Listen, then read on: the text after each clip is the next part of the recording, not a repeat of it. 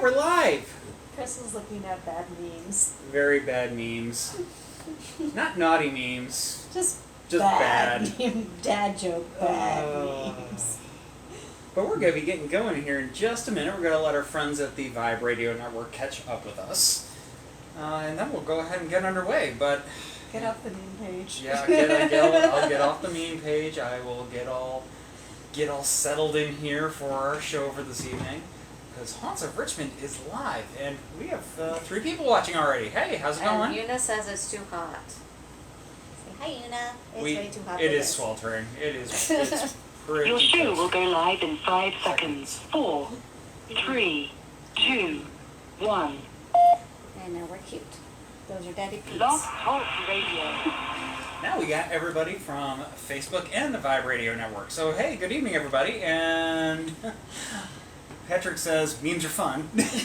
Memes are fun. I think Meme Monday should be a thing. Meme Monday. I'm down with that. I'm definitely down with that. But yeah, so good evening, everybody. It seems like feels like it has been forever for us. It's been a busy 2 weeks. Very busy 2 weeks. We had don't get me wrong, we had a lovely 2 weeks of having Beth's family was in town. Last week. They were here Saturday to Saturday. And as a result, Chris and I might have some slight heat exhaustion. Yeah. So. Yep. So yeah, if we seem a little loopy tonight, we're not drinking anything other than water right now. Yeah. Whoops. Facebook's being finicky with me here on the laptop tonight. Why is Facebook being finicky? I don't know. It's being silly. In any case, with that, glad you all could be here with us tonight. And so we are going to be talking about haunted military bases tonight. We just thought it was kind of an appropriate subject. Time frame. Memorial Day weekend and 4th of July, we're kind of right in the middle of it. Yeah, and also we just had Flag Day as well. Yep. So, yeah, all kinds of, American patriotic type holidays going on. So we're going to go ahead and we're going to be talking about some of the haunted military bases that we have around the country and a few outside, going around the world. Yeah, so because we do have military bases all over the globe. So And I only dove into a few of them. It was actually kind of remarkable. The ones I did go into, they actually post their stories on their military websites, which I found remarkably interesting.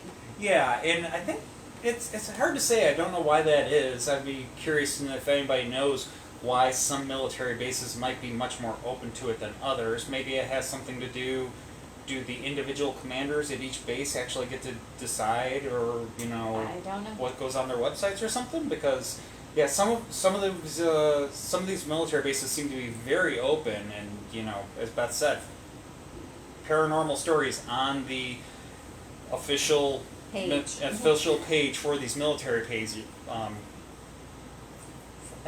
official military bases. Yeah. And then there's going to be other ones that just They don't want to talk about it. Not a word about it. So, anyways, we got some good stories to share with you tonight. And my computer's acting a little finicky. I'll do what I can to try and keep up with your questions and comments. So please bear with me. And there goes the cat periscope again. Una's just marching back and forth tonight. She is. We put her room back together again today, and she's not quite sure what to do with it. Alright, so, as some of the most enduring ghost stories often revolve around battlefields, it comes as no great surprise that as trauma and emotions are permanently embedded in the landscape that continue to echo for generations later.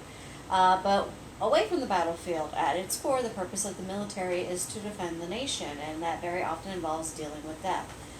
Those who have served the military can speak of the energy and the emotion associated with the profession. It's not just on the battlefield, but also in their own backyard. Perhaps that's why it should come as no surprise that military installations around the globe serve as the backdrop to many haunted tales and urban legends. So we're going to start out in Cheyenne, Wyoming at F.E. Warren Air Force Base. Now, Cheyenne, Wyoming is the home of the Air Force Base that is part of the United States Air Force Global Strike Command and command of all the U.S.'s ICBMs. The big bombs that go boom. Intercontinental ballistic missiles. The big booms. The big booms, which we hope we never have to use. I was a little unnerved to find out that that place is haunted with the big booms. And But they here like we to are. play with electricity. But here we are. Anyway, so before the power to eradicate all of mankind found its way to Wyoming, it had been the home to the Crow Creek Indians, and had been is the operative phrase here in this sentence because, of course, we know our history, and they often get pushed off their own lands or massacred. So, established in 1867, the F.E. Warren was initially known as the Fort D.A. Russell. It was named after a Civil War Brigadier General David A. Russell, and it was the oldest, or is the oldest, continuously active military installation for the Air Force. The need for the military base in this far-flung territory was apparent to President Abraham Lincoln and Congress, and that was when the decision to construct the, excuse me, I have a cat blocking my way.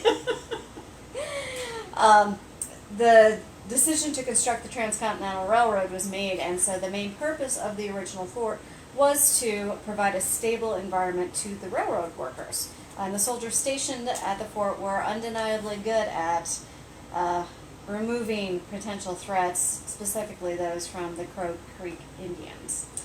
Perhaps this bloody history from the fort's earliest days is what has left its mark on the land, as there were many unsettled spirits lingering in this area today, and by far the most common sightings are those of cavalrymen dating from the 19th century. Base personnel frequently report sightings of cavalry troopers and officers. Some have even communicated with the Air Force personnel. During the 1980s, a staff sergeant encountered a cavalry officer who greeted him with a friendly good evening and responded with a howdy, before abruptly vanishing before the puzzled staff sergeant's eyes.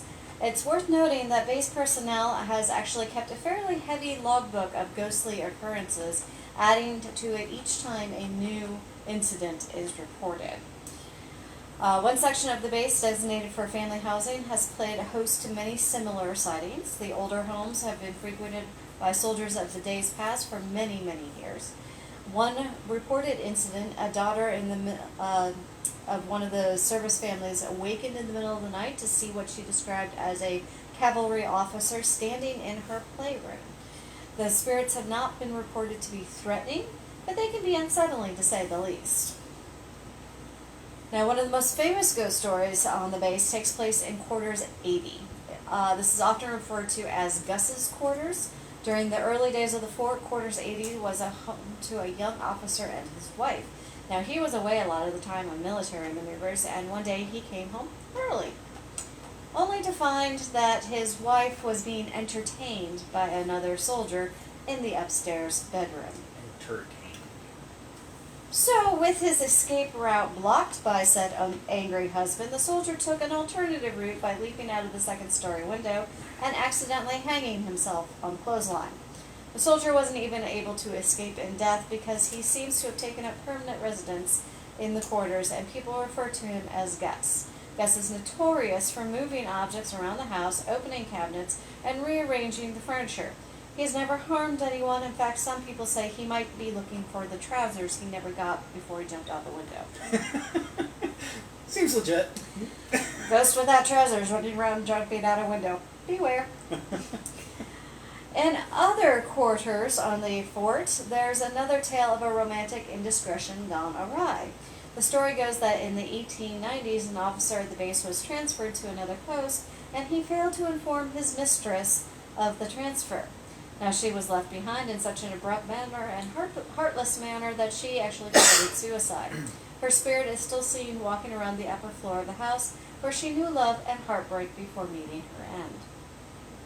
Now, away from the general housing, the general's quarters, former residents have said that a cavalryman and his dog haunt the building.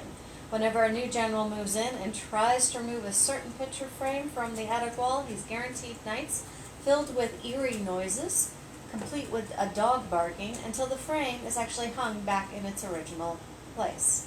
Now, it's important to note that you should never mess with the spirit's preferred decor. They will let you know when they don't like it. We have several of those ghosts here in Richmond.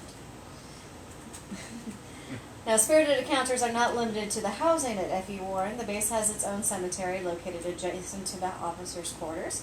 And according to the reports from the base security, a veiled woman in black has often been seen lurking in the graveyard. When the guards respond to investigate, they will see the woman, but as they approach her, she will disappear.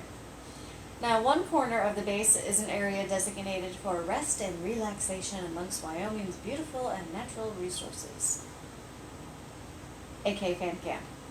Anyway, so this is the family campground, and it's been home to some unsettling experiences in its own right. There are loud, horrifying screams of a young woman echoing across the otherwise peaceful campground. The shrieks and screams rang thick with desperation and despair. The noise will awake the airmen in nearby dormitories who alerted the base authorities. Now, under a canopy of stars, police began a 4-hour search following the screams until they got to where they were loudest, and then they would disappear and reappear further away. Different location. The police never found the source of these screams every time that it happens, and later research discovered that in the 1920s a young Indian woman was brutally raped and murdered by the cavalrymen at White Crow Creek at the site at the current day Fan Camp. Now, among the base's working structures is Building 34. This building was the home to the base hospital before it became the security force's headquarters in the building. The basement of the Building 34 used to be the hospital morgue and has been the place of many ghostly sightings. There have been multiple sightings of a spectral woman walking from room to room as if she's checking on patients, likely a nurse making her rounds. Could this be the result of a tragic event years ago when allegedly a mental patient had escaped from the hospital, killed 6 nurses in their living quarters? It seems that the murders, even though they didn't take place in the hospital, one of the nurses has returned to continue her duties. And finally, as we noted before, this is where the Intercontinental Ballistic Missile Command is, and they actually have a museum to recall the history of this branch of the armed forces. As if the weight of the history of this potentially global annihilation isn't enough, well, the museum is said to be very haunted as well in its own right. The security system disarms itself frequently, and the door unlocks and opens itself. Lights turn on and off, and the chandeliers will swing when nobody else is in the building. The elevator has been rendered unusable because of the frequency in which it would trap visitors between floors, and the mechanics can never actually figure out what is going on and why it would be doing this. In fact, even the police dogs refuse to go up to the attic area of this building. The museum staff has gotten a little sense of humor. They've gotten used to it. They've nicknamed their ghost Jeffrey, and they've learned to live with him. It still makes me a little nervous that they're having so many electrical errors where these missiles are located. Just saying. The dogs aren't stupid. No, they're not. No. So, crazy question. Not a crazy question, Glenn. Pearl Harbor. Does Pearl Harbor have any experience? That was not on our agenda for tonight. It was not, but it does. It would shock me if there wasn't some good stories associated. Didn't we talk about it in our Hawaii one? Or did that go in Hawaii Part 2? Which we haven't actually broadcast yet. Yeah. I'll have to go back and look. Yeah, I'm pretty sure, I know Pearl Harbor does, I've been there. It does. But I gotta see if I can find the formal tales written down. I'm pretty sure I pulled some. I just can't remember if it was on Hawaii or if it made it to Part 2 because I had so many stories. Got something somewhere for it, I'm sure. Yeah. Merlin wants to know if Una is going to sing for us again tonight. I don't know. She's been very not vocal today. She was this morning. She well, had she had an extended vocal rendition this morning, so I don't know if she's up for an encore this evening. I guess we'll find out. And just on Merlin says she's auditioning for a Scream Queen part. Glenn noted that the year is already flying by. I mean, geez, our next show is going to be July 5th, which I'm getting a lot ahead of myself, but today's the solstice. It is the solstice. Happy solstice, everybody. But yeah, it is quite, here we are, getting into the summertime. Mother Nature's letting us know it's summer. Yes. Luckily, it'll be in the 70s tomorrow. My turn to read? Yes. Yay. Kadena Air Force Base. I sent him to Japan. Yes, of course you did. So I get all the fun words. Kadena Air Force Base? I think so. Okinawa. I know that one. It's in Okinawa. So, there is a place in Okinawa where, of course, the United States does have a military base there. And there is a building 2283. And it was built as a single-family home for field-grade officers. Rumor has it the house was demolished back in 2009, but Building 2283 on Kadena's base housing was notorious for being the single most haunted house in the entire U.S. military. No one lived there for a long time, and the building was reportedly used for storage because no one could stand to actually stay there. Residents of the house had reported bloodstains on the carpet and curtains, as well as an unearthly chill in one of the rooms. It was said that an Air Force officer murdered his entire family there before killing himself sometime back in the 1970s. The next military family to move into the house experienced feelings of unease and paranoia until the father of the family stabbed everyone. So, it became a storage shed. Yeah, time to no longer live there. Yeah. But that did not stop the house from haunting people. Passers-by reported hearing sounds of children crying, strange laughter, and in one instance, a report of a woman washing her hair in the abandoned house's sink. Kind of an interesting thing to see through the window.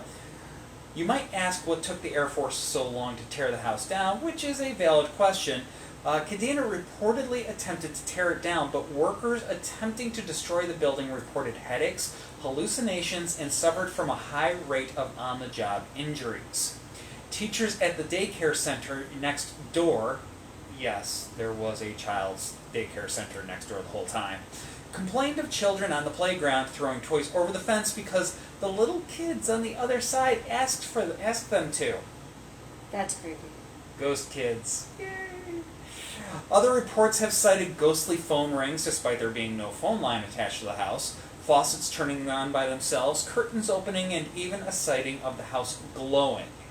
That's a pretty wild one there. I'd be curious what it looks like for a whole house to glow. Considering the bomb that went off, I'd be a little worried about radioactivity. I mean, there's that. I know it wasn't quite near Okinawa, but yeah, I'd still be a little concerned. Drifting. Now, if the hallucinations and urges to kill your family weren't enough to dissuade somebody from living in the house, the worst selling point for moving in might have been the samurai warrior that rides his horse through the living room every once in a while for reasons unknown. It's not the only sighting of a samurai warrior. A similar samurai warrior is said to ride the road to Camp Foster up Stillwell Drive, reportedly heading to base housing. I guess, not too surprising. I mean, there were samurais all over Japan once upon a time, so if they just happened to build the base where he was at once upon a time, he's still hanging there. He was there first. Yep, he was there first. Now, turning to the base gates, there's nothing inherently creepy about security forces. But when you're pulling up to a gate at 3 a.m. and encounter a World War II-era Marine covered in blood and asking for a match, things can take a turn for the creepy. That is what happened at Camp Hansen's old Gate 3 on more than one occasion. In a weird way, it's a good thing the ghostly Marine was hanging out at the gate defending the living American troops, because ghosts of World War II Japanese soldiers were reported at the same gate all the time. The haunting happened so often, some people say every weekend, that Marine guards began to refuse to stand guard at Gate 3, and the entry control point was eventually closed. Closing the gate seemed a little unnecessary since the soldier would disappear once a cigarette was lit. He might be looking for any number of Japanese soldiers who were once said to approach the gate in the 1990s. They approached so many times it was recorded in the 2000 book Ghosts of Okinawa. So, lots of activity going on there. Now, just kind of a little off the base proper, if you will, the paranormals continue at the Kadena Hospital Caves on the base's Banyan Tree Golf Course. During World War II, the Japanese maintained a field hospital on the site where Kadena's golf course was built. The caves were once a former bomb shelter and hospital where 350 medical staff and 222 nursing students from Japanese military units were assigned in World War II. When U.S. forces came ashore in 1945, the nurses and medical staff were terrified. Japanese propaganda had convinced them that being captured by Americans would ensure a fate worse than death. So rather than wait for the soldiers to show up, the nurses began ingesting cyanide pills by the dozens. For those who did not opt for cyanide, they made their way to the nearby Medea Point and leapt from the cliffs. To this day, off the cliffs of Medea Cape, scuba divers report seeing ghosts underwater. These days, Okinawans won't go near the cave because the women are still said to haunt the cave and the nearby land. It's worth noting that in Japanese ghost folklore, water plays a crucial role as a medium in which souls can travel to and from the world of the dead. So. Yeah, we've seen that in our flood stories that we talked about before. Yep. Yeah, we got lots of stuff going on there at Okinawa, but yeah, just about every time there's lots of instances that we've covered, not just in the military, of course, but across the board where some place that was subjected to flooding all of a sudden has paranormal activity that didn't occur before. Oh, yeah. So, yeah, nothing unusual there. All right, so we're going to come back stateside and go to Fort Leavenworth, Kansas. Now, this is widely considered to be the most paranormally active site in the U.S. Army. It has reported hauntings in as many of 36 of its buildings. Starting at the Chief of Staff's quarters on Scott Avenue, someone continues to host some fairly cheerful spirits in the form of a tea party. Though the apparitions may not have been seen, people have reported hearing the sounds of a tea party coming from the otherwise empty parlor. Elsewhere, the original St. Ignatius Chapel, where a house is now standing at 632 Thompson Avenue. In 1875, the original church and rectory burnt down, claiming the life of a young priest who had been assigned there. After the fire, the salvageable building material was used to build the new residence. Some of the scorched bricks can still be seen making up the fireplace in the dining room of the house. Etched into these bricks are several names, including Father Fred. Many who have lived there have claimed to see Father Fred walking through the house in his priestly robes. Reportedly, he is the most often seen walking up and down the stairs and in the kitchen and dining room. In the 1970s, his robed figure even appeared in a Polaroid photograph taken at a dinner party. After the first chapel burned down in 1875, a new one was built actually at the corner of McKellen and Pope. However, on December 16th of 2000, in the early morning hours, it burst into flames and was completely destroyed. It makes one wonder if there isn't some sort of malevolent or evil force. Malevolent. I cannot speak tonight. Malevolent is the word. Evil force here at work. Now, not far from the previously mentioned Chief of Staff's quarters on Scott Avenue is the General's residence, which is said to have continued to host General George Armstrong Custer.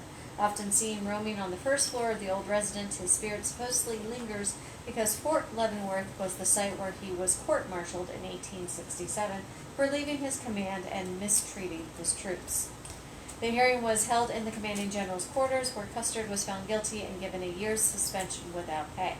Afterwards, he was reinstated and rejoined the 7th Cavalry in September of 1868, where he served until his death in the Battle of Little Bighorn in 1876.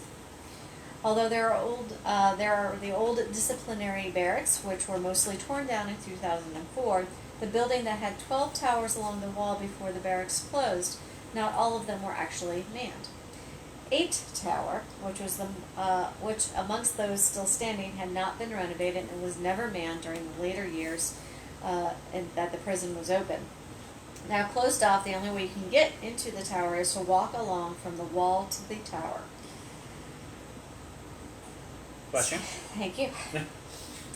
However, guards would often report seeing someone or something move inside the tower. When the prison was still open, the control tower would often get phone calls from 8 Tower, even though there was no phone in that structure. When the line was picked up, there would only be static on the other end. At one point, a patrol car reported seeing someone standing in the tower pointing a rifle at them. No one was in that tower. It is believed that this is the spirit of a soldier that committed suicide in the tower, and activity has been noted in some of the other towers as well. Guards will report hearing the sounds of someone climbing the stairs, knocking on the trapdoor entrance, and much to their surprise, they will find no one is there. At Building 65, the previous prison hospital, there was an unused elevator that was said to be haunted. According to legend, 14 German POWs were executed in the elevator shaft by hanging. Often guards would report hearing screaming coming from the old elevator. On the third floor of the building, which was only used as storage, a ghostly man in a wheelchair is often seen being pushed by another ghostly figure. The old Disciplinary Barracks operated between 1875 through 2002, and that is when a new set of barracks was built. It's interesting, just that, that people don't always realize that how many prisoner of war camps We actually had here stateside, and sometimes how far inland they were. Yeah. I mean, capturing German soldiers on a European battlefield, throw them on a ship, send them all the way across the Atlantic, then probably throw them on a train and send them to the American heartland. It's just kind of something interesting, I think. Yeah, and then look at the book Summer of My German Soldier. It's about the same thing. Yeah, I know that they also had them down at what's the military base, Fort Pickett, down by Blackstone, just south of here. They had German prisoner of wars, German POWs there, and also previously when we talked about the haunted North Country, Fort Drum. Fort Drum had them, and then of course that's just touching the German POWs. We're not even talking about the Japanese internment camps that were all along the west coast and up in Canada. Granted, they weren't always prisoners of war. No, but they were still camps. Yes, they were. Alright, so moving on to the officer quarters located at 605 McCullen Avenue. There is said to be a previous resident who apparently wasn't quite ready to leave. The ghostly apparition of a man with a mustache and goatee once appeared in the fireplace in the middle of a burning fire. When the fire died out, the face continued to linger at the back of the fireplace. The apparition has also been seen in one of the bedrooms and once in the bathroom with an old-fashioned razor and shaving cream. At other times, loud footsteps up and down the stairs, doors slamming shut, and scratching noises and loud crashes could be heard throughout the house. Residents also report icy cold spots in various locations throughout the house. Then there's the Rookery, a duplex located at 12 and 14th Summer Place, which is the oldest house on the base. Built in 1832, the residence has been occupied continually since it was erected. The number of ghosts who haunt this old residence has given it its reputation for being the most haunted house in the state of Kansas. Amongst here is the Major Edmund Ogden, who died in Ogden in 1855, and there's a chain of command in the spirit realm. Major Ogden was presumably in charge amongst the ranks. Here is also a young girl named Rose, who whimsically whistles around the house. If you catch her on an off day, she might throw a temper tantrum. Rose's nanny manifests as an elderly woman often seen chattering in the corner. Then there's the young man called Robert, who just seems to meander around the house. And the most prevalent ghost is that of a woman with long hair who rushes people with her fingernails in a clawing attack. It is said to have been the victim of violence long ago, and her ghostly presence lingers within the Rookery. For his part, Ogden is frequently seen roaming the house with his spurred boots. He seems to be content with his troop of ghosts and has little use for the living. It is said that Major Ogden once asked a team of ghost hunters to leave his house in the midst of the investigation, and as the residents are trying to sleep, they have often reported being roused out by an old man in a nightshirt with bushy hair who is believed to be Ogden. Apparently no one gave a thought as to what they might be intruding into Ogden's space. Another noted residence at Fort Leavenworth is the Sheridan House at 611 Scott Avenue. Of course, this is named for General Philip Sheridan, who lived in the home with his wife, and is the general's wife's vengeful spirit that the people need to look out for. In 1869, General Sheridan left his wife on her deathbed as he traveled to Chicago on business. I probably would have been a little upset about that, too.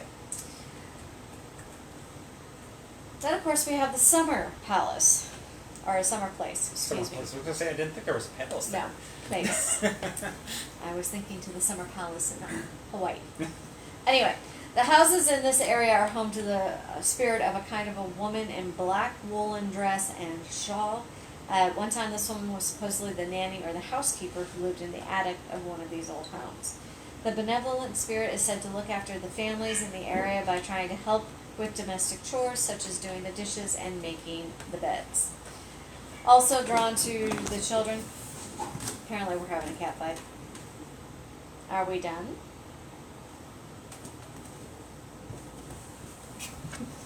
Una is not apologizing for anything. You're puffy. Are we good? Huh? Yeah, I think we're good. Now she's also drawn to children. She looks after them and tries to calm them down when they are upset. One child is told his parents that this nice lady would read him stories before he went to sleep, and one time a mysterious book was found in the child's room that didn't belong to the owners. However, the ghostly spirit evidently feels that there's some animosity towards the other babysitters or grandmothers that she considers to be competition. These people often report feeling a firm push out of the upstairs nursery by unseen hands, and at one time, the residents of the summer place were so unnerved by her presence that an exorcism was conducted in the house. The lady in black left the residence only to take up her duties again next door at 18 Summer Palace. Witnesses have also reported seeing her ghostly figure looking out the attic window. Now, along the western edge of the base, you'll find Fort Leavenworth National Cemetery. The ghost of a woman by the name of Catherine Sutter has often been reported walking among the tombstones of the cemetery. In the fall of 1880, Catherine, with her husband and 2 children, stopped at the fort on their way to the Oregon Territory. One day, her husband sent the children out to collect firewood, and they never returned. It has been long thought that the 2 children, Ethan and Mary, may have wandered near the Missouri River where they were lost to the current. Though a search party looked for the children for 3 days, they were finally given up for dead, and the Sutters stayed on through the winter, hoping against hope that their children would be found. Catherine became a familiar figure at the fort as she spent many hours walking through the snow, calling out to her children. All those endless hours in the cold, Catherine contracted pneumonia and died that winter. She was buried at the cemetery at Fort Leavenworth. Despairingly, Hiram Sutter returned to his home in Indiana in the spring. However, just a short time later, he received his message that his children were alive and well. Swept into the river, Ethan and Mary were rescued by a group of Fox Indians who took care of them until the spring when they were able to return to the fort. However, Catherine obviously did not get the message about her children and that they were safe and sound, and she continues to walk the fort in search of her missing children. She's wearing an old calico dress and black shawl, and she's often observed carrying a lantern and calling out into the darkness. So, You're getting sympathy. of course she is. She's a kitty cat. Merlin says it was Camp Lyndhurst. That was the German POW camp here in Virginia. Ah, thank you, Merlin. Yes. And she also sent a link to some very interesting looking videos they might have to check out. Oh. Alpha Vision Films. We can check those out. Definitely. You have your turn. No clue why I needed to type Virginia twice. It happens. It happens. So, our next stop, we're going to be going up to the North Country. We're going to be going to a place that we've actually been to once before. Beth had the opportunity to fly in and out of there once. Actually, you had the Oh opportunity wait, no. to fly in I and flew out. in and out of there. You I picked had to me put up. on a little Southern Belle act. You picked me up. Thank you. You're welcome. So, it's been a while. Been, what, 12 years? Angel and JC's wedding. Yep, it's been a little while. But anyways, we're talking about Plattsburgh. And then so in the extreme northeast corner of New York State, along the western shore of Lake Champlain, you'll find Plattsburgh Air Force Base. Former home of the United States Air Force Strategic Air Command, it was the 3rd oldest military base location in the United States. The land for the original Plattsburgh Barracks having been bought on December 30th, 1814, it became Plattsburgh Air Force Base in 1955. The base closed on September 25th, 1995, a victim of the Defense Base Realignment and Closure Act of 1990, or the BRAC, as you might have heard of it referred to as. It is now a civilian airport and industrial complex operated by the Plattsburgh Air Base Development Authority. The airfield is now known as Plattsburgh International Airport. Now, the Plattsburgh Air Base Redevelopment Corporation, led by the nationally known planner David Holmes, was created to manage the 5,000-acre property. Holmes had overseen the redevelopment plan, which included a mixed-use solution to overcome the economic shortfall that occurred when the military moved out. Uses included aviation, biotech, industrial, and recreation. Ultimately, it split up the base into 165 parcels for redevelopment. Some of the eventual tenants came to include Pratt & Whitney, Sikorsky, UPS Air Freight, FedEx Air Freight, amongst the many other notable businesses. The site also hosts a number of specialty services on site, including acres of parks, trails, and playing fields, as well as an 18-hole golf course, a daycare center, and a gym. Now, on the original military reservation on the shores of Lake Champlain is the Old Base Museum campus. There are 5 museums within just a couple hundred feet of each other. The Clinton County Historical Museum, the Air Force Base Museum, the Champlain Valley Transportation Museum, the Kids Station Children's Museum, and the War of 1812 Museum, all housed in former military buildings. Included on the museum campus are edifices built in the 1890s, including Officers Row, the old headquarters building, and the old fire station. The historic district around the Oval Parade Ground saw General Leonard Wood's founding of the Plattsburgh Idea. A training program started to prepare officers for duty in World War I. There's also a memorial chapel, the Clyde A. Lewis Air Park, and the Old Post Cemetery, in which a Spanish-American Spanish-American War Medal of Honor recipient is buried. 2 of the original structures built just after the War of 1812 are still on the campus, the Old Stone Barracks and the original Powder Magazine. Even though the last military units left Plattsburgh in 1995, the base is far from abandoned by those of generations past. Within the walls of the military cemetery that dates back to New York's frontier days, it is here that a grieving mother searches for the grave of her lost child, and security police on patrol have reported soldiers wandering through the cemetery and the neighboring crematorium. The crematorium dons the unfortunate building designation number 666. I'm curious what... I understand, I don't know. You'd think that they would have thought about that twice.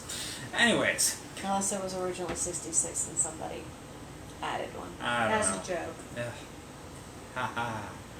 joke. Now, at the entrance to the old base are 2 pillars that are original architecture.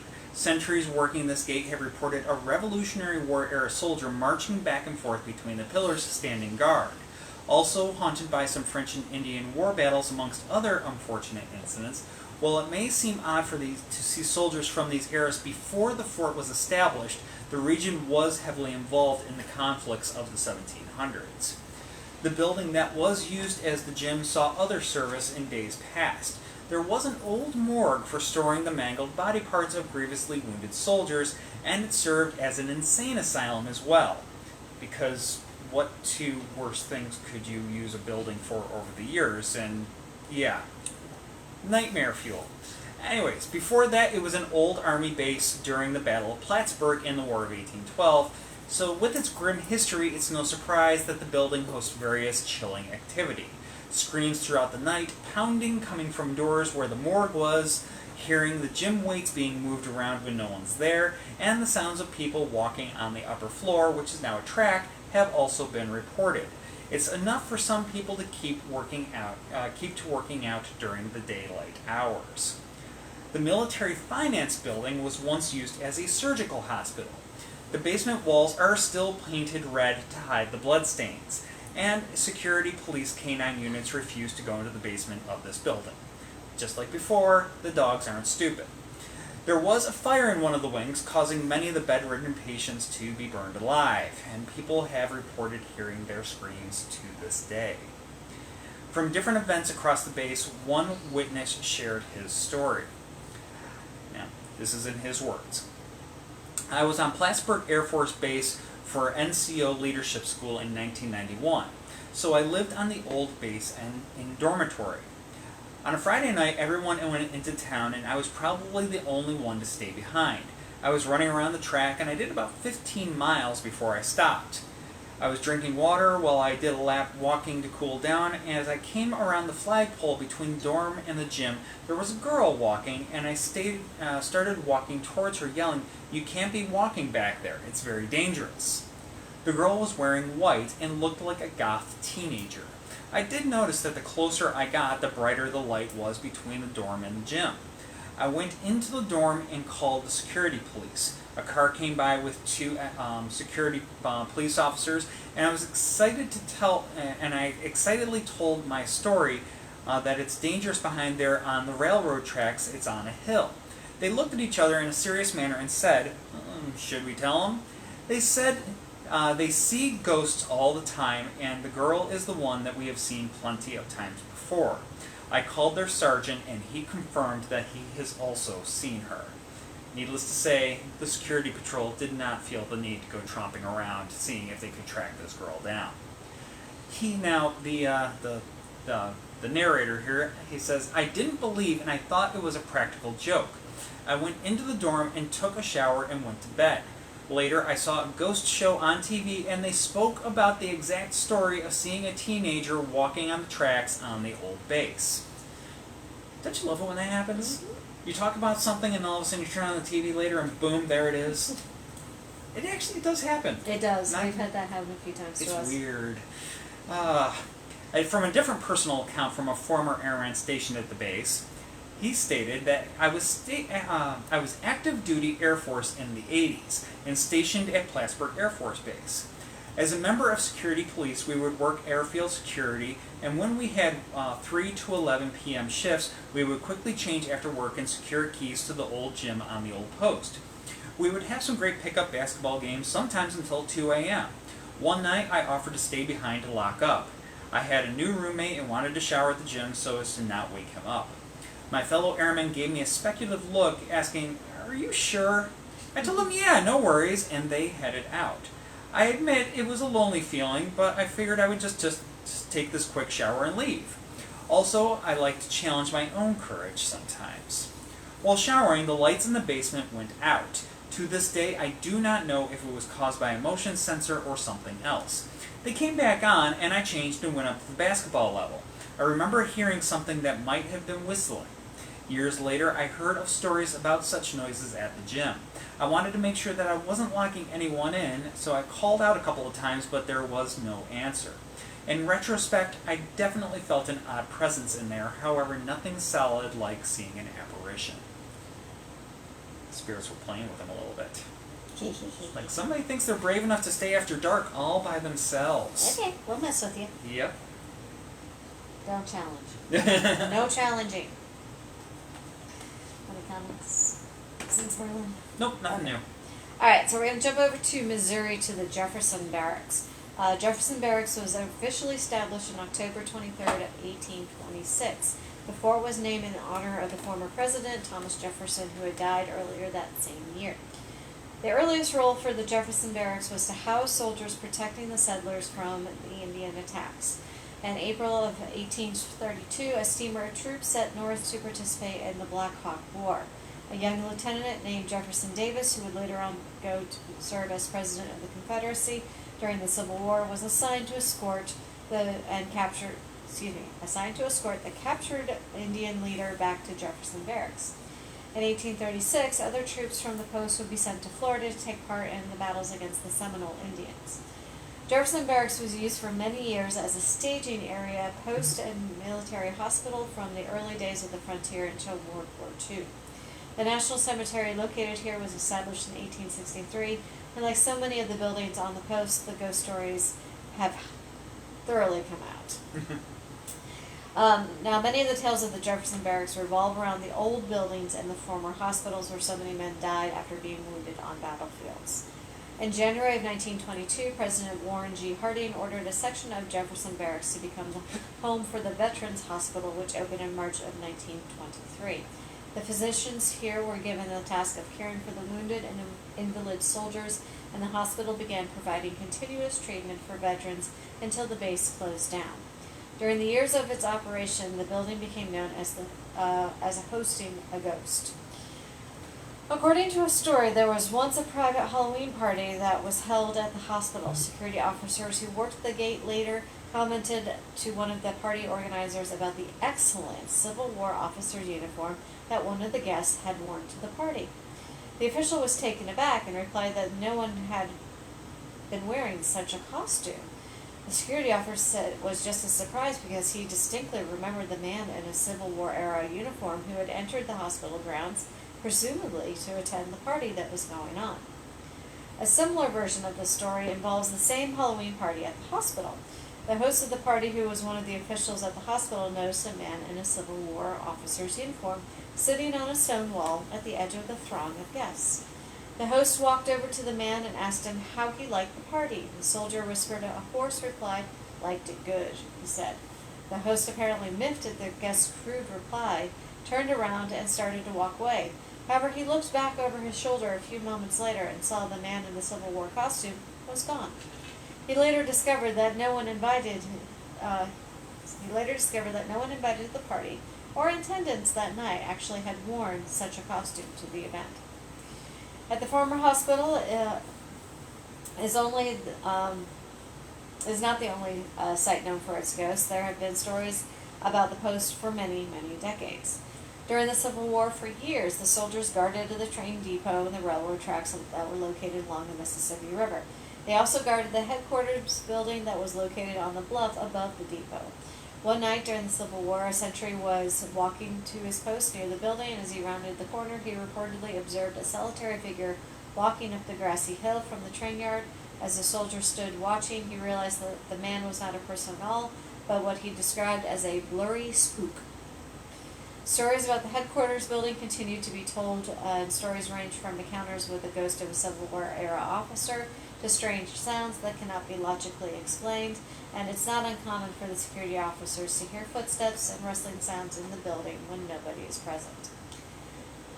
There's a long-running legend about a ghost who haunts the Post old powder magazine as well. The massive limestone building was built in 1857 as a secure location to store the rifles, cannons, and gunpowder for the troops at the post. In 1871, the Federal Arsenal of St. Louis was closed and all of its contents were moved to the Jefferson Barracks. The powder magazine remained in constant use until the post closed in 1946, and in more recent times it's been a historical museum that is run by the St. Louis County Parks and Recreations Department. The ghost here has had its beginnings around the start of World War II. In the dark days at the start of the war, sentries were posted all around the fort to protect it from possible incursion. One of the most important guard positions was the powder magazine. Armed sentries were often seen patrolling around the building or walking across the top of the stone wall that surrounded the magazine. Several of the soldiers who stood guard here reported seeing a ghostly sentry who would occasionally appear and challenge the confused guards who were standing by his post. The threatening spirit was said to have a bullet hole in his head running red with blood. It is said to be so frightening that several guards allegedly threw down their guns and deserted their post after encountering him. One story had it that a certain soldier was so frightened that he not only left his post one night, but he also left the army. According to the story, the spectral sentry was a guard who had been killed years before when a raiding party attempted to steal munitions from the powder magazine. It was believed to have, that the soldier confronted his living counterparts because he thought they were trespassers. Even after all these years, he's still on duty, even in death. Many of the former barracks are also said to be haunted as well, including Building 28. This building was constructed back in 1897 as a double barracks with a 3-story tower in the center. It had been designed to hold up to 4 companies of cavalry soldiers and their non-commissioned officers. Today it's the home of the 218th Engineer Squad.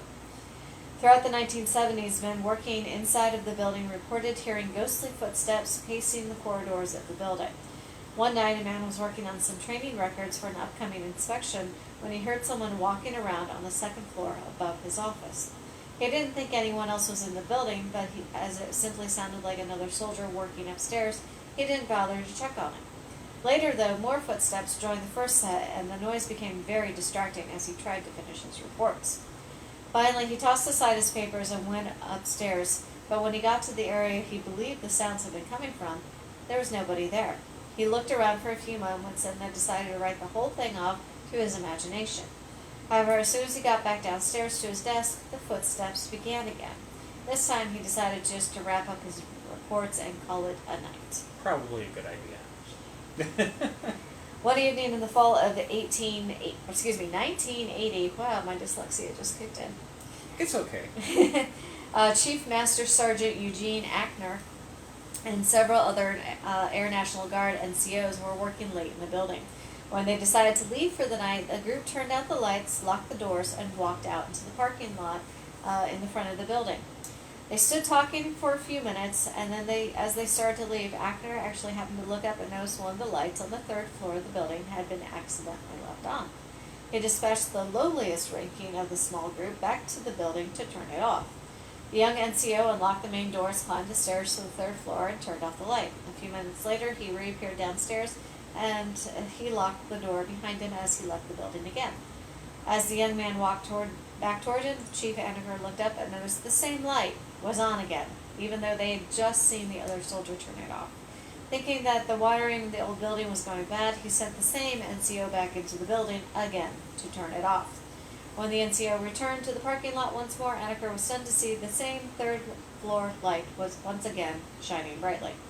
Again, he sent the same NCO back inside to turn off the light, and this time when he came out, though, none of them looked back to see if it turned itself on. They just got in their cars and went home. 3 times. Going back inside. No more. 3 strikes. That's it. We're You're done. You want it on? Fine, it's on. Yeah. It is funny how sometimes spirits are, everybody always associates, spooky stuff with the dark and like turning off the lights or something like that. But sometimes they just want the light on. It's called a ghost light for a reason. And that's actually, I think that's pretty spooky in its own right. Yeah. I mean, all of a sudden all the lights come on around you. Like, want to be looking over your shoulder the whole time, wonder what's going on. It's like, what are you afraid of that you want the light on? Hey, if I'm afraid of you, what are you afraid of? Because apparently you need the lights. So. But that was going to be our last one for this evening. Yep. So next time we are going to be talking about haunted Gettysburg because it'll be right around the anniversary of the Gettysburg battle. Yep, just a couple days after it. Yeah.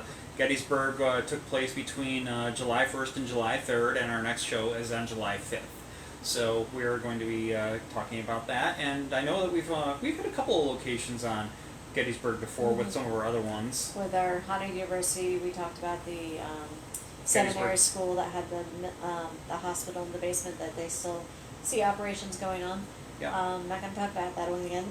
But we got plenty of other material to work with. Well, Gettysburg has its more than its fair share of spirits. I mean, while I was writing, I'm like, did we talk about this one already? I don't know. And I had to go back and look at old scripts just to double check. Well, I'll try to get a little bit more of a jump start on the editing this time too.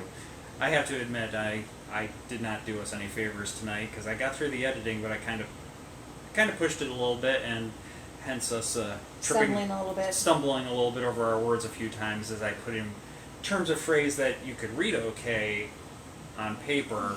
But good saying luck. them, it's like, tongue-tied. Yeah. But as we said, we've also been dealing with some heat exhaustion too, so Yes. brain's not fully functioning. Is the National Cemetery at Gettysburg haunted? Yes, it is. Yep. So, going to be some stories in there for that, or at least one? I think that's the first one. Very first one If started? I remember, I think that's the first one. I know it's in there. But yeah, I tried to find some of the ones that are maybe not as well known. Which there's a lot of them. There's a lot of stuff for them to work with. I have like 3 books of Haunted Gettysburg, and I didn't even touch them. I was just going through what I had already pinned on Pinterest. So. Gettysburg National Park. Yeah, so there's stuff from the battlefield. Yeah, that's second story. Second national, group. Second location, yeah. Yep. So, yeah, we have lots to talk about. So I will get a little bit of a head start on making sure I get my editing done so that our reading ability is a little smoother this next go about. Yep. Soon we will have an announcement. We're working on the very last phone calls to solidify everything, so I'm hoping we'll be able to announce something next week. Keep your eyes open and calendars open. Hint, hint. Oh, and Roberta says have great paranormal pics from Gettysburg. Ooh. Fantastic. If you're willing to share that type of stuff, we'd love to see it. Yes. So, but from the Grove. Okay. Very cool. I think that's on my Yeah, stories. I think it might be. I Yeah. think that's on the battlefield stories, so that's perfect. So very cool. Yeah, but yeah, hope that you'll be tuning in a couple of weeks. And again, thanks everybody for watching tonight. See if there was any final comments. I'll be going back through and trying to catch up with some of these comments too, because I don't know what Facebook did, but my comment section on my screen is all like this big now. So instead of seeing a whole list of comments, I'm seeing like one or maybe two comments at a time, which makes it very easy to scroll past. Jumps around. But we'll catch up with that. Yep. But again, thanks everybody for watching tonight. Stay cool out there. I know. Yeah, enjoy tomorrow once the heat breaks. Fortunately, yeah, the heat's supposed to break a little bit here tomorrow, but stay cool. Stay hydrated. From our experience, we did not get to enjoy any spirited bevies tonight. We just had to stick with water because,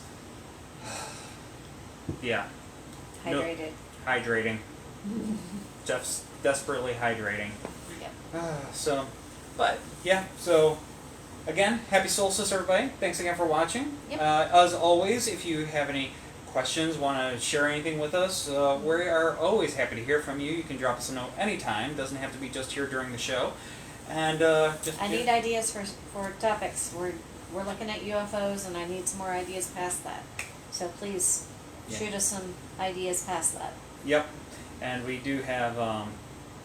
I mean, granted, we got a whole bunch of partially completed scripts that we can actually work on. Yep. But hey, if there's something that you're specifically interested that we haven't covered yet, we're always happy to hear about it. Yep. So we got a long way to go, and we're definitely not running out of material. No worries there. Yep. I just need to figure out how I'm going to write it up. Yep. All right. With that, we will catch y'all in 2 weeks. And of course, if you're in town, definitely drop us a line. Come see us on a tour. We're open Wednesdays through Sundays these days. Yep. So. All right. With that, everybody have a good night. Thanks again. Night all.